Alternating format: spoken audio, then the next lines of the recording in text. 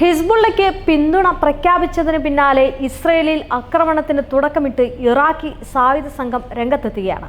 അതായത് ഇറാഖിൽ നിന്നെത്തിയ മിസൈലുകൾ തെക്കൻ ഇസ്രയേലിലെ തുറമുഖ നഗരമായ ഐലാത്തിൽ പതിച്ചു എന്ന് ടൈംസ് ഓഫ് ഇസ്രയേൽ റിപ്പോർട്ട് ചെയ്യുന്നു. ആക്രമണത്തിൽ നാശനഷ്ടങ്ങൾ ഉണ്ടായി എന്നും ഇസ്രയേൽ വൃത്തങ്ങൾ പറയുന്നുണ്ട്. അതായത് വീണ്ടും ഹിസ്ബുള്ളയോടൊപ്പം നിന്ന് ഇറാഖും രംഗത്തെത്തുകയാണ്. 2 പേർക്ക് പരിക്കേൽക്കുകയും ചെയ്തിട്ടുണ്ട് എന്നാണ് വാർത്തകൾ വരുന്നതും. ചെങ്കടൽ വഴിയാണ് ആക്രമണം ഉണ്ടായത് എന്നാണ് പറയുന്നത്. അതായത് നഗരം ലക്ഷ്യമാക്കി മിസൈലുകളും ഡ്രോണുകളും എത്തിയതായാണ് ഈ ഒരു വാർത്തയിൽ സൂചിപ്പിക്കുന്നത്. അൽ അർഖാബ് ക്രൂയിസ് മിസൈലുകൾ ഉപയോഗിച്ചായിരുന്നു ആക്രമണമെന്നാണ് ഇറാൻ വാർത്താ ഏജൻസി ഇർനെ ഉദ്ധരിച്ച് ജെറുസലേം പോസ്റ്റ് റിപ്പോർട്ട് ചെയ്യുന്നത്. ഈ ഐലാത്ത് നഗരത്തിൽ സ്ഫോടക വസ്തുക്കൾ ഉഗ്രശബ്ദത്തിൽ പൊട്ടിത്തെറിക്കുന്ന ദൃശ്യങ്ങൾ സോഷ്യൽ മീഡിയയിലൂടെ പുറത്തു വന്നിട്ടുമുണ്ട്. ഇവിടെ ചരക്കുകൾ സൂക്ഷിക്കുന്ന ഒരു ഗോഡൌൺ ആക്രമണത്തിൽ തകർന്നതായി ഇസ്രയേൽ മാധ്യമങ്ങൾ തന്നെ റിപ്പോർട്ട് ചെയ്യുകയാണ്. അതായത് ലെബനനിലേക്ക് നടത്തിയിട്ടുള്ള വലിയ ആക്രമണത്തിന് തൊട്ടു പിന്നാലെ ഹിസ്ബുള്ള വലിയ തിരിച്ചടി തിരിച്ചു കൊടുത്തിരുന്നു. അതിന് പിന്നാലെ ഇറാൻ രംഗത്തെത്തിയിരുന്നു ഹിസ്ബുള്ളയെ അനുകൂലിച്ചുകൊണ്ട്. ഇപ്പോൾ താണ്ടെ ഇറാഖും വീണ്ടും രംഗത്തെത്തുകയാണ്. ഇറാഖിന്റെ സംഘം ഇസ്രയേലിലേക്ക് വലിയ രീതിയിലുള്ളൊരു ആക്രമണം തൊടുത്തുവിടുകയാണ്. 68ഉം 28 പ്രായവുമുള്ള 2 പേർക്കാണ് സംഭവത്തിൽ പരിക്കേറ്റത് എന്നാണ് വാർത്ത സൂചിപ്പിക്കുന്നത്. ഇവരുടെ പരിക്ക് സാരമുള്ളതല്ല എന്നും ഇസ്രയേൽ അധികൃതർ പറയുന്നുണ്ട്. ഈ രണ്ടാമത്തെ ഡ്രോൺ നാവികസേനയുടെ മിസൈൽ വേദ സംവിധാനം നിർവീര്യമാക്കിയതായും IDF അവകാശപ്പെട്ടിട്ടുണ്ട്. ആക്രമണത്തിന്റെ ഉത്തരവാദിത്തം ഇറാഖി സായുധ സംഘടനമായ ഇസ്ലാമിക് റെസിസ്റ്റൻസ് ഏറ്റെടുത്തിട്ടുമുണ്ട്. തെക്കൻ ഇസ്രയേലിലെ തന്ത്രപ്രധാന കേന്ദ്രങ്ങളെ ലക്ഷ്യമിട്ടുകൊണ്ടായിരുന്നു ആക്രമണം നടത്തിയത് എന്നാണ് സംഘം പറഞ്ഞിട്ടുള്ളത്. ഗസ ആക്രമണത്തിൽ തിരിച്ചടിയായി നേരത്തെയും ഇസ്രയേലിന് നേരെ ഇസ്ലാമിക് റെസിസ്റ്റൻസ് ആക്രമണം നടത്തിയിരുന്നു.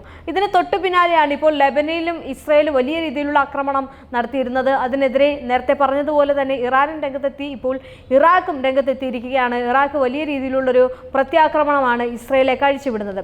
ഗസ ആക്രമണം അവസാനിപ്പിക്കുന്നതുവരെ ആക്രമണം തുടരുമെന്നാണ് സംഘം നേരത്തെ അറിയിച്ചത്. അത് തന്നെയാണ് ഇപ്പോൾ ചെയ്യുന്നത്. പുതിയ സാഹചര്യത്തിൽ ഹിസ്ബുള്ളയ്ക്ക് സംഘം പിന്തുണ പ്രഖ്യാപിച്ചിരുന്നു.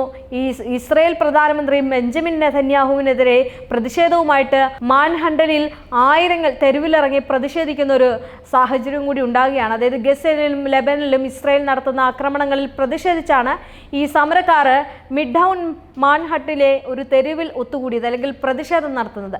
നെതന്യാഹു UN പൊതുസഭയെ അഭിസംബോധന ചെയ്യാനിരിക്കെയായിരുന്നു ഈ ഒരു പ്രതിഷേധം അവിടെ അരങ്ങേറിയത്. തെരുവുകൾ സ്തംഭിപ്പിച്ച് പ്രതിഷേധത്തിൽ മാൻഹട്ടനിലെ ഗതാഗതവും തടസ്സപ്പെട്ടിരുന്നു. വലിയ രീതിയിലുള്ള ഒരു പ്രക്ഷോഭത്തിലേക്ക് പോയി. നേരത്തെയും ഇങ്ങനെയായിരുന്നു. സർവകലാശാലകളിലെ, അതായത് UK ഉൾപ്പെടെയുള്ള സർവകലാശാലകളിൽ ഗസയ്ക്ക് നേരത്തെ ഇസ്രയേൽ ആക്രമണം അഴിച്ചുവിട്ടപ്പോൾ വലിയൊരു പ്രതിഷേധം കണ്ടെയാണ് കാനഡ പോലുള്ള രാജ്യങ്ങൾ മുന്നോട്ട് വരുന്നു.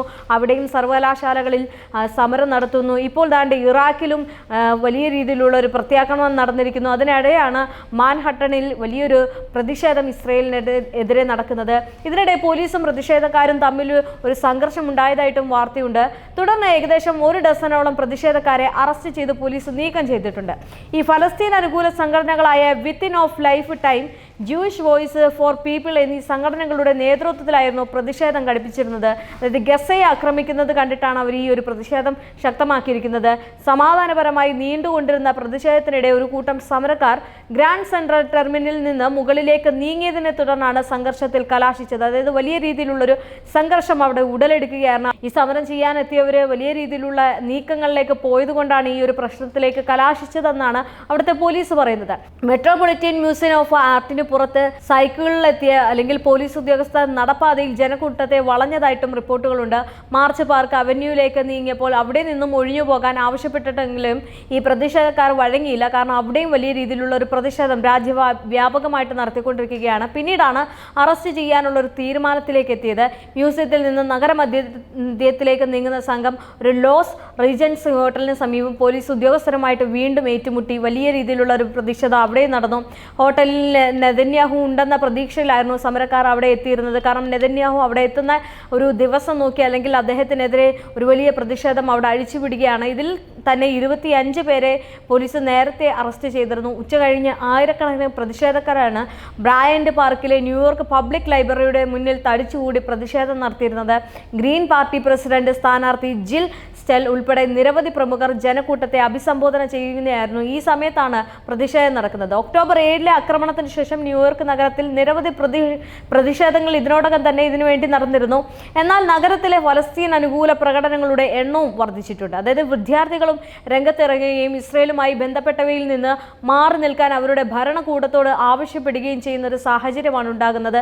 വിദ്യാർത്ഥികൾ പലരും ഒരു അറസ്റ്റ് ചെയ്യപ്പെടുന്ന ഒരു രീതിയിലേക്ക് നേരത്തെയും പോയിരുന്നു. അതിന് തൊട്ടു പിന്നാലെയാണ് ഇപ്പോൾ ലെബനിൽ ഈ നടത്തിയിരിക്കുന്ന അക്രമത്തിനെതിരെ അവർ രംഗത്തെത്തുന്നത്. ചിലത് ഏറ്റുമുട്ടലും കൂട്ട അറസ്റ്റിലും കലാശിച്ചുവെങ്കിലും ലെബനിൽ ഇസ്രായേൽ നടത്തിയ ആക്രമണങ്ങൾ പ്രതിഷേധത്തിന്റെ മൂർച്ച കൂട്ടിയെന്നാണ് സമരക്കാർ പറയുന്നത്. കാരണം ആദ്യം ഈ ഗസയായിരുന്നു അവരുടെ ഉന്നമെങ്കിൽ ഇപ്പോൾ ലെബനിലാണ് അവർ ഏറ്റവും കൂടുതൽ പറഞ്ഞുകൊണ്ടുവരുന്നത്. ഗസയിലും കാണിച്ചിരിക്കുന്ന അതേ അക്രമം തന്നെയായിരുന്നു ഇസ്രായേൽ ലെബനിലും കാണിച്ചിരിക്കുന്നത്. കഴിഞ്ഞിടയ്ക്കൊക്കെ നമ്മൾ വാർത്തകളിൽ പറഞ്ഞായിരുന്നു അവരുടെ സൈനികർ കുറയുന്നു, ആയുധ ശേഖരണമൊക്കെ മാറ്റുന്നു. ഇതിനിടയിലാണ് വീണ്ടും ഈ ഒരു വലിയ പ്രതിഷേധം നടക്കുന്നതും ഇറാഖ് സംഘം ഇസ്രായേലിലേക്ക് ഒരു മിസൈലൊക്കെ തൊടുത്തുവിടുന്നതും. ഒരു അവസാനം ഒരു കാര്യം പറയുകയാണെങ്കിൽ ഇസ്രായേലിനെ പരമാവധി എല്ലാ രാജ്യങ്ങളും പിന്തള്ളാൻ അല്ലെങ്കിൽ ഒറ്റപ്പെടുത്താൻ തുടങ്ങിയിരിക്കുന്നു. അതുകൊണ്ടാണ് ഈ ഒരു മുന്നറിയിപ്പുമില്ലാതെ യാതൊരു മുന്നറിയിപ്പുമില്ലാതെ ഇറാഖ് പോലും ഇപ്പോൾ മിസൈലുകൾ തൊടുത്തുവിടുന്നത്. ഇത് ഹിസ്ബുള്ളയെ സംബന്ധിച്ചിടത്തോളം അവരുടെ വിജയം തന്നെയാണ്. കാരണം ഇത്രയും നാളും മൗനം പാലിച്ചിരുന്ന ഹിസ്ബുള്ളയ്ക്ക് ഇതൊക്കെ വലിയൊരു കരുതലായിട്ടാണ് അവർ കരുതുന്നത്. കാരണം ഈ രാജ്യങ്ങളിൽ നിന്നുള്ള പ്രക്ഷോഭക്കാർ അവർക്ക് അനുകൂലം നിൽക്കുന്നു, അതുപോലെ തന്നെ ഇറാഖ് അവർക്ക് ഒപ്പം നിന്ന് മിസൈലുകൾ വർഷിക്കുന്നു. ഇനി ഈ ലെബനനെ ആക്രമിക്കുകയാണെങ്കിൽ ഇതിലും വലുത് തിരിച്ചു നൽകുമെന്ന് ഇറാൻ പ്രസിഡന്റ് പറയുന്നു. ഇതൊക്കെ ഹിസ്ബുള്ളയെ സംബന്ധിച്ചിടത്തോളം അവർക്ക് ഏറ്റവും വലിയ ഒരു തിരിച്ചടി, ഇസ്രായേലിന് ചെയ്യാവുന്ന തിരിച്ചടിയിൽ ഒന്നാണ് ഈ ഒരു രാജ്യങ്ങൾ കൂട്ടുനിൽക്കുന്നത് എന്ന് പറയുന്നത്. അതുകൊണ്ട് തന്നെ വലിയ രീതിയിലേക്കുള്ള പ്രതിഷേധങ്ങളാണ് അല്ലെങ്കിൽ പ്രക്ഷോഭങ്ങളാണ്, ആക്രമണങ്ങളാണ് ഇസ്രായേലിനെ ഉന്നയിച്ചുകൊണ്ട് നടക്കുന്നത്.